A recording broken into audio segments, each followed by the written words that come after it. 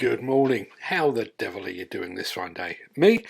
I'm watching the rain lash against the window and thanking my lucky stars that I'm sat in what I laughingly call a studio. I'm protected from the elements, so thanks for asking. We've got an absolutely packed show for you yet again today, so without further ado, let's roll that intro.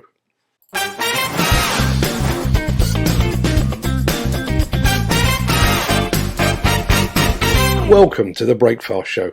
I'm your host, Mark Anthony. It's Monday, the 9th of August, and as that sketchy looking guy just said, welcome to the Breakfast Show. I am your host, Mark Anthony. In today's show, a scaffold collapse brings weekend travel misery to the northwest of England. There's been a seismic shift in the equipment auction world. Divestiture invests in a new Komatsu high-reach excavator, and you've got to be nuts to work here. Also, for your chance to win this splendid, he said reaching for it, this splendid Komatsu hat, just to keep the rain off your head, just type the word CAP into the chat. We will be doing a prize draw for that a bit later on. I will be reminding you as well. If you've got any comments or questions, please leave them in the chat and I'll get to them just as soon as I possibly can. But first, let's check on which famous folks were delivered unto the world on this day in history. Happy birthday!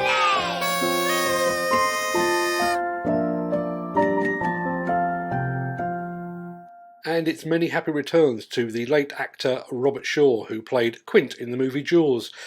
I'll drink to your leg, Mr. Shaw, and here's to swimming with bow-legged women. If you know the film, you'll know what I'm talking about. Happy birthday also to old school Aussie tennis star Rod Laver, and we will be heading back down under later in the show. It's also happy birthday to heavyweight boxer Ken Norton and to an actor with a heavyweight voice, Sam Elliott. It's also a happy birthday to infamous hooker Divine Brown, who was with actor Hugh Grant when he was literally caught with his pants down. Hugh Grant was actually dating the gorgeous Liz Hurley at the time, which just goes to show that even if you've got fillet steak at home, sometimes, just sometimes, you fancy a burger. Many happy returns to them, each and every one of them. Don't forget, type the word CAP into the chat below for your chance to win this new baseball cap from our friends over at Komatsu.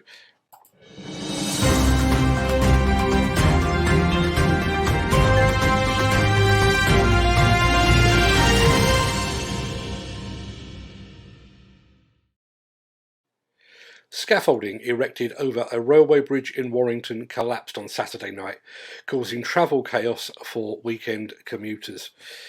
All trains between Warrington and Liverpool were cancelled on Sunday morning after the scaffolding collapse near Warrington Central Station.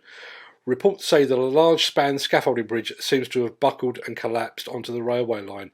Local media reports say that the scaffold fell in on itself early Sunday morning amid stormy conditions, and if the weather was up there was anything like it was down here, no great surprise. A Northern Rail spokesman said, due to an obstruction near to the track, trains were unable to call at stations between Moseley Hill and Warrington Central. We will bring you more details on that as we get them. And keep the entries coming in for the hat. I can see we've had a few already, but keep them coming in. Just type the word CAP into the chat. The Miller GT series heralds a new era of unrivaled power and cutting-edge intelligent coupler technology, increasing job site safety, machine versatility, and productivity. It's the added versatility that you need at the value you can afford. To find out more, visit millergroundbreaking.com. The equipment world woke this morning to a seismic shift in the field of auctions. Richie Brothers is to buy Euro Auctions Group for around £775 million, or $1.1 billion rather, to further expand its footprint in Europe and the Middle East. Financing will apparently be through a combination of cash and new debt, with the deal expected to close later this year or early 2022. Like Richie Brothers, Euro Auctions sells items through a timed auction format and a daily marketplace with buy now and make offer options. The Northern Ireland-based company has more than 200 employees in 14 countries. This acquisition significantly accelerates our strategy to drive revenue and earnings growth, said Chief Executive Officer at Richie Richie Brothers. As many of you know, Richie Brothers is a long-time friend of this show and of this platform, so I'm hoping to catch up with them later today to bring you a bit more detail on that. So be sure to tune in tomorrow. Hopefully we'll be able to bring you some more details just as soon as we get it.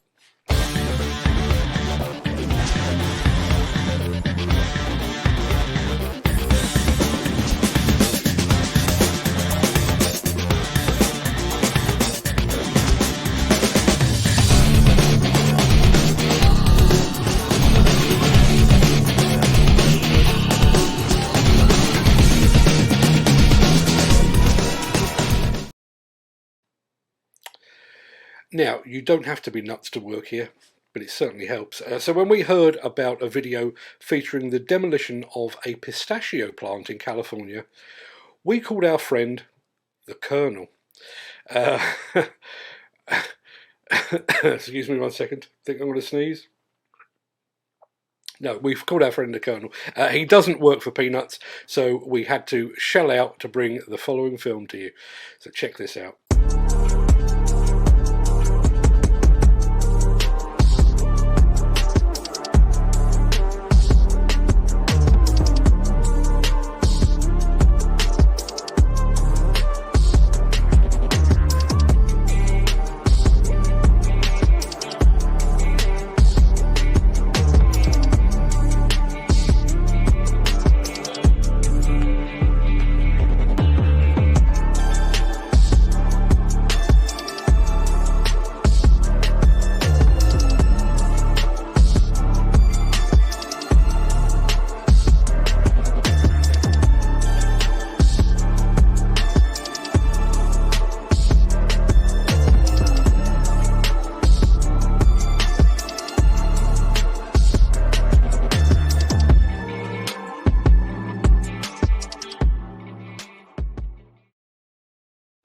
You'll be pleased to know that we're done with the nut-related jokes, but that was a cracker, wasn't it?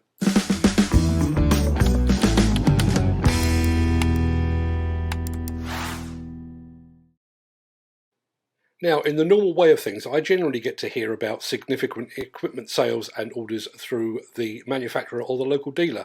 I can't be everywhere at once, as you know, and I don't like to venture out if I can help it either. So, yeah, I tend to get this second hand.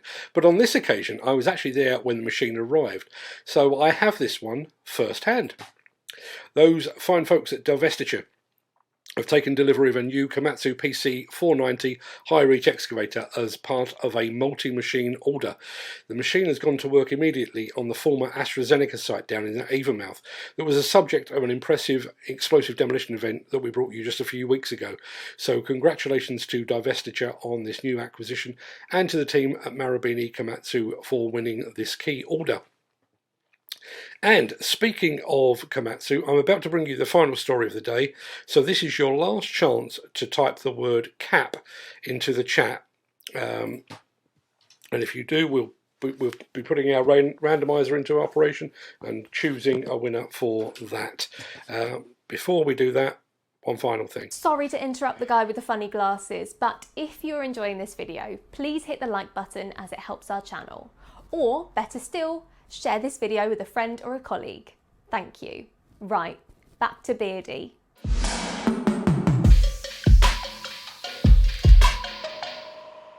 The Australian demolition community is about to get its own TV series, and not surprisingly, it's called Demolition Down Under. What else would you call it?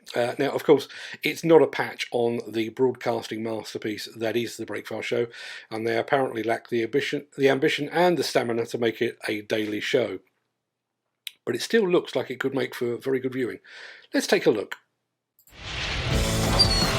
Across the world, humans need to build. But not everything that goes up stays up. Buildings and structures become out of date. And when it's got to go, the only solution is demolition. Every day, a hardcore group of dedicated demolition professionals ply their trade. Let's go smash his house down, eh? In the suburbs, in the cities, in the trees, and even at night. We'll get stuck straight into it. The work is difficult and dangerous. Demolition crews put it all on the line to get the job done and the buildings down. By the end of the day, I want that second one behind us down. There's danger, drama, and tons of debris. We love the donger. This is a job with some smashing, a lot of crashing, and plenty of collapsing. This is Demolition Down Under. It looks a lot like the Scrap Kings TV show that we get here, doesn't it? I do wish these TV companies would give it a rest with the imminent danger spiel that they seem to love so much. I've no idea at the moment how those outside of Oz might be able to watch it, but I'll keep looking and I will keep you posted. Right, it's time to see which of you has managed to win the baseball cap from our friends at Komatsu. Let's get the randomizer fired up. And let's roll the draw.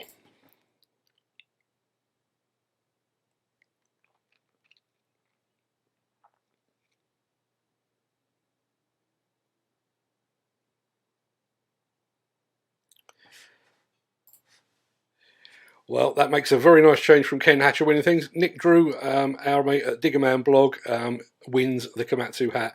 I'll be astounded if he hasn't already got one. Yeah, congratulations, Nick. I've got your address here, so I'll be getting that in the post for you at some point later this morning. That pretty much wraps up the show for today. I will roll the outro in just a second before hopping over to the chat and pressing the play the music button, because I can do that now, and see what's up today. I'll also be back here tomorrow, same time, same place, for more of this old stuff and nonsense. I'm also girding my loins for the latest episode of our No Agenda show over on Instagram at noon on Wednesday too. But until then, have a great day, stay safe, look after yourself, your family, your friends and your colleagues, and thanks as ever for watching.